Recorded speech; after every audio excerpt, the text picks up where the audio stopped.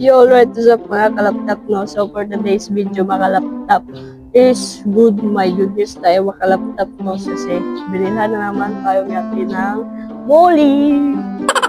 So, may muli na tayo dito, mga kalaptap, na bagong muli. So, yung tawag daw ng muli na yun is, chocolate, brown chocolate muli. Basta yun, pakita ko lang sa inyo mga kalaptap, and kung sa mga expert dyan sa mga muli na may alaga dyan sa muli, no, paki-comment na lang kung ano talaga yung pangalan ng muli na to, kasi sabi ni ate is chocolate brown muli daw yun. And maganda na muli mga kalaptap, and yung tail din niya is para siyang nagsaya, no? Para siyang basta maganda siya. So ipakita ko sa inyo mga kalaptap kung ano yung muli na yun, kasi hindi ko talaga pigilan tingin, kasi first time kong makaalaga dito na muli. So first time natin magmuli talaga, yung mag-alaga talaga ng muli. So ito siya mga kalaptap ko. Hindi ko alam, pero yung kulay niya talaga is brown, na may chocolate ganon. So ang mahal nito mga kalaptap, 6 pieces to sila mga kalaptap. And mahal nito mga laptop, 250 to isang ganito. Doon sa Butuan City ba, doon sa may langihan may langihan yan, may nagbibenta doon na ng mga isda.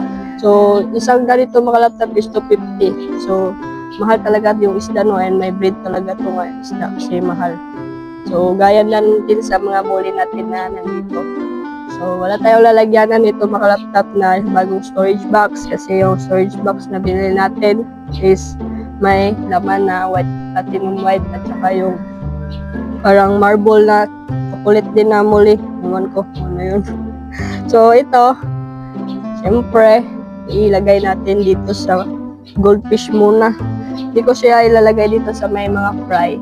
Yan, hindi ko siya ilalagay dyan kasi mainit and hindi siya na malaking space. So dito natin siya lagay sa may ref tab. Kasama niya yung goldfish. Yan, no? Sobrang ganda. So na-acclimate na to ni ate mga laptop dun sa aquarium natin sa loob. So kailangan na natin siyang ipakawalan dito. Let's go. So ito siya mga laptop po. Yan. So kailangan natin siyang i-focus para ma-identify nyo, no? Kung ano talaga ito na muli. Yan, no? Yan.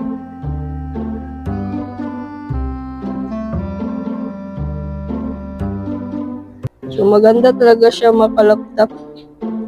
And red eye pala. Red eye. Yan, no? Oh my goodness, may quality na muli na naman tayo. And malaki siya tingnan dito kasi nasa sa plastic. Pero dito sa ibaba is medyo malaki talaga siya. From breeder na siya. Oh, breeder. Yan. So wala tayong viewing tank. Ito na lang muna. Yan siya. Ito yun. So chocolate brown mole daw to. So dito natin siya ilagay kasama yung goldfish natin. Yan. Kakulay lang niya yung goldfish natin. So may mga tiles tayo dito na iharang lang, kasi kapag may extra money na tayo is bibili tayo ng storage box. So wala muna tayong storage box ngayon. So kailangan natin siyang i-balance. So dito na lang siya.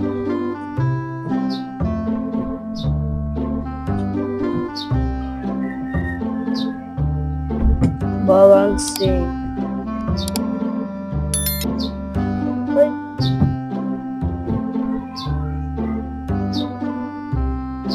Siya. Yung ditong maliit.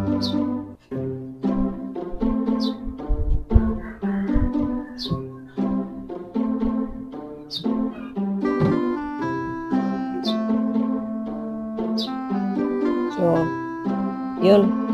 So, dali mga kalaptap,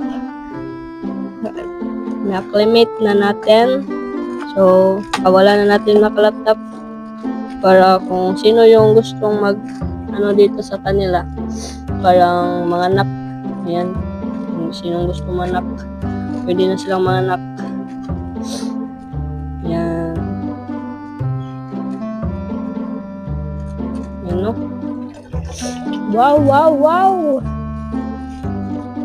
Para siyang kulay black pag nandito siya sa parang madilim o hindi masisikatan ng araw. Maitim siya, pero pag i-view natin siya doon sa lalagyanan natin na plastic, makikita mo talaga na siya na brown, no? And ayan, no, balon muli talaga siya makalapkat. Sobrang ganda niya. Ay, chocolate brown, balon muli. At saka red eye talaga to siya makalapkat. Red eye pala to. Wala, nakalusot. Oh my goodness. Palpak to. Dapat dahil siya.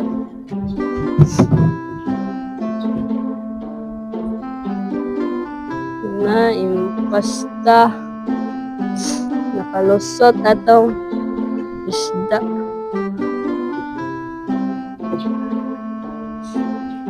Nara, oh.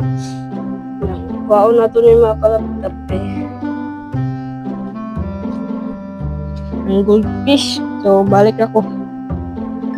So, ito na siya mga kalaptap. Yan. Okay na yung karang nila dyan. So, kapag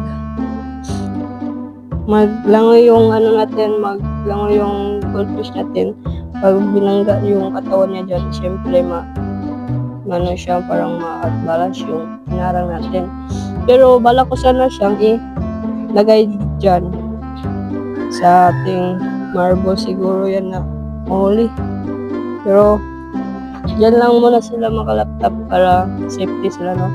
Yan, hindi naman yan matutumba kung hindi igalaw sa ating goldfish dito.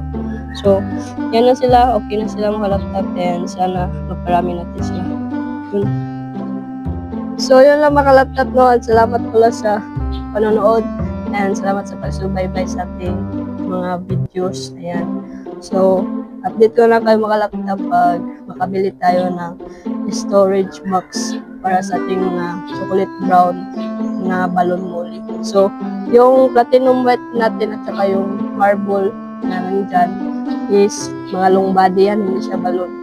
So, yung nandito naman sa ating mga maliliit na lalagyanan is mga balon muli to siya. Kaya nandyan sila sa maliit kasi nga hindi na sila lumalaki. Hindi na lalaki yung katawan nila. So, yun lang siguro mga laptop na update ko lang kayo sa next vlog. Sa next vlog ko, no? So, yun lang. Don't forget to like, share, comment, and subscribe to my channel. And click the tiny bell para palagi updated sa susunod na upload. Yun lang. Peace out.